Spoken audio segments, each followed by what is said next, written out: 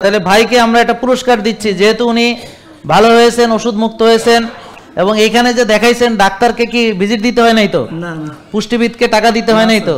সেশনে টাকা লাগছে? ওই যে ব্যায়াম ট্যাম শিখাই দিছে, টাকা লাগছে কোনো?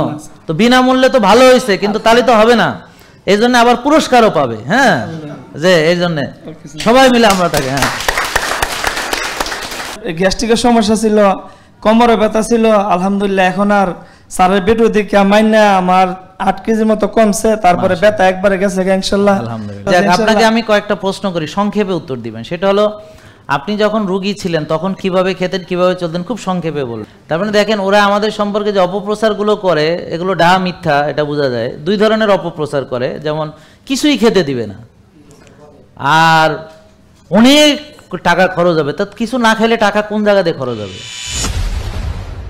আমার নাম শাহিদ মিয়া, ব্রাউনবাড়ি থেকে আসছি। আসসালামু আলাইকুম। বয়স কত? বয়স 38। হ্যাঁ, ওয়ালাইকুম আসসালাম।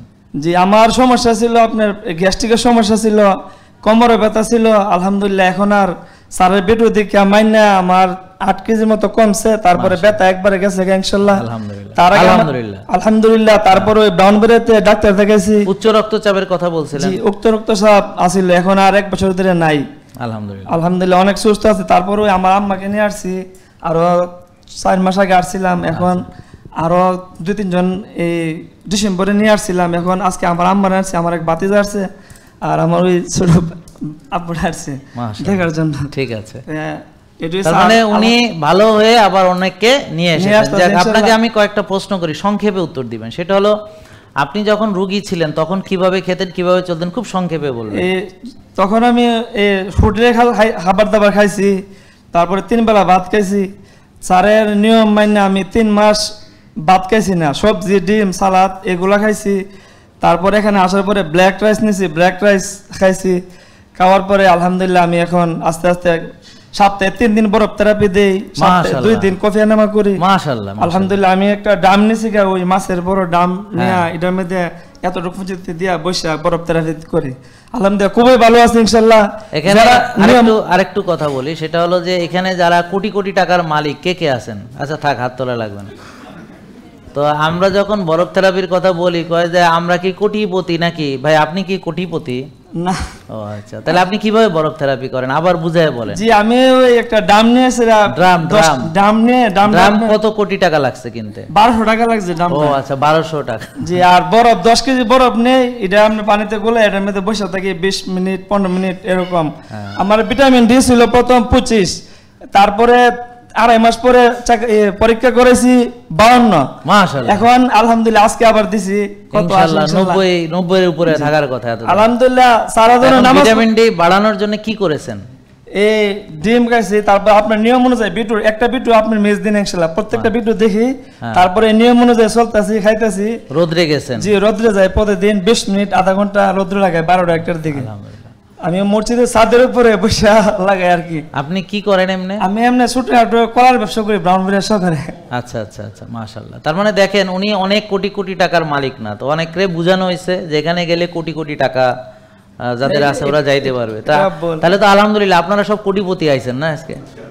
তার মানে দেখেন, ওরা আমাদের সম্পর্কে যে অপপ্রচারগুলো করে, এগুলো ডাহা মিথ্যা, এটা বোঝা যায়। দুই ধরনের অপপ্রচার করে, যেমন কিছুই খেতে দিবে না, আর অনেক টাকা খরচ হবে। তা কিছু না খেলে টাকা কোন জায়গা দিয়ে খরচ হবে? জি, আচ্ছা, যদি জিজ্ঞেস করেন কিসের খরচ হবে, ওখানে প্রোডাক্টের অনেক দাম, ঠিক আছে, তখন খাইতেই দেবে না, তো প্রোডাক্টের দাম বেশি হইলে কি কম হইলে কি? তার মানে যখন শয়তানি করে, তার এক কথার সাথে আর এক কথা মিল খুঁজে পাওয়া যায় না। মানে শয়তানিটা যে আসলে না বুঝা করে, এই জন্য বুদ্ধিমান লোকরা বিভ্রান্ত হবেন না। তো এখানে দেখে কি সবাই কোটি কোটি টাকার মালিক মনে হচ্ছে? তো এখন ধরেন উনি সুস্থ হয়েছে কিভাবে? রোজা রেখেছে। কি করেছেন বলেন? 3 মাস মানে ভাত খাইছি না, সাদা ভাত কিছু খাইছি না, সবজি, সালাদ, ডিম আপনি যেভাবে বলছেন এরকম ভাবে খাইছি, সাধ্য অনুযায়ী আলহামদুলিল্লাহ। তারপরে 8 কেজি কমছে, কমার পরে আমার দেখেন 8 কেজি কমছে। এখন কি বেশি খেয়ে কমছে না কম খেয়ে কমছে? কম খেয়ে কমছে। আচ্ছা, তাহলে বেশি খেলে টাকা বেশি লাগে না কম খাইলে টাকা বেশি লাগে? কম খেলে টাকা। সবাই মিলে বলতে হবে, নাহলে তো হবে না, খেলা জমবে না। আবার জিজ্ঞেস করি, বেশি খাইলে টাকা বেশি লাগে? বেশি লাগে। না কম খাইলে লাগে? কম খাইলে বেশি টাকা লাগে? না, কম খেলে কম টাকা লাগে। আচ্ছা, যাক। তো 6 বেলা খাইলে বেশি টাকা লাগে?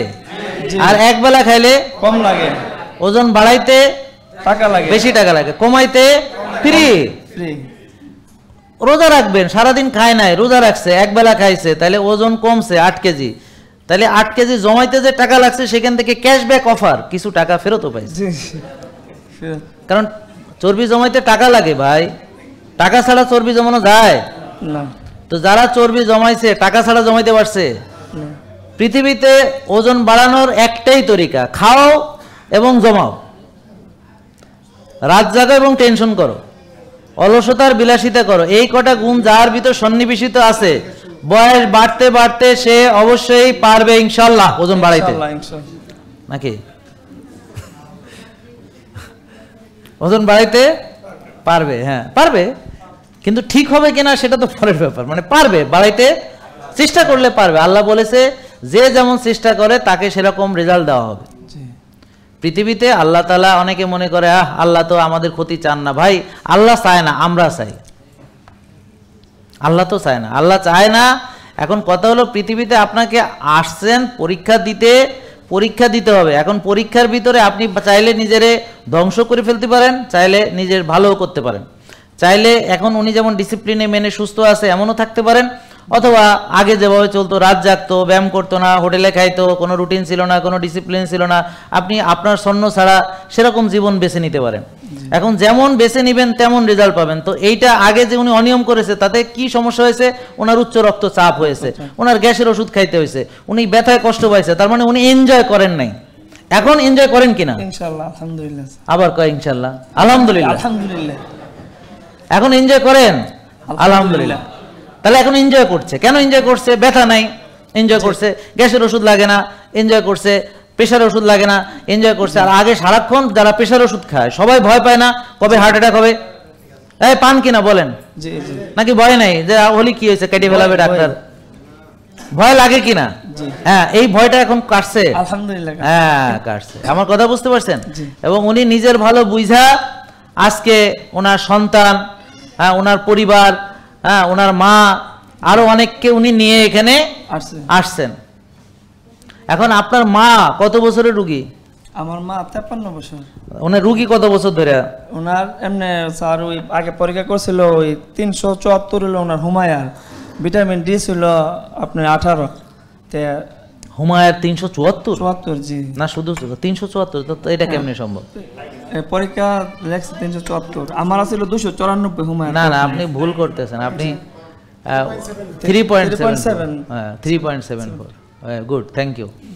তাহলে ওটা 3.74 ছিল। যাক, এখন কথা হলো হুমায়ের কত থাকলে ভালো? 1। গুড, সবাই বলেন কত থাকলে ভালো? 1। পরে বুঝেন, আগে মুখস্থ করেন। বলেন হোমা আই আর 1। 1 ভালো। তাহলে হুমায়ের কি আমি এখনই আপনাদের শিখাই দেবানি ইনশাল্লাহ। বেশি কমে গেছে? ও মাশাল্লাহ, 0.97। ওয়াও, মাশাল্লাহ মাশাল্লাহ। আপনার মাশাল্লাহ, ঠিক আছে, আপনার সঙ্গে আসবো। তাহলে দেখেন, এই ভাই তার পরিবর্তন করেছেন চলাফেরার ভিতরে, খাওয়া দাওয়ার ভিতরে, এখন উনি সুস্থ আছেন। আপনার এখন বয়স কত? 38। আপনার আম্মা কি আগের চেয়ে উন্নতি করেছেন? আমার আম্মা তেমন মানতে পারে না, কিন্তু এখন 100 মানার জন্য মানবেন এখন থেকে?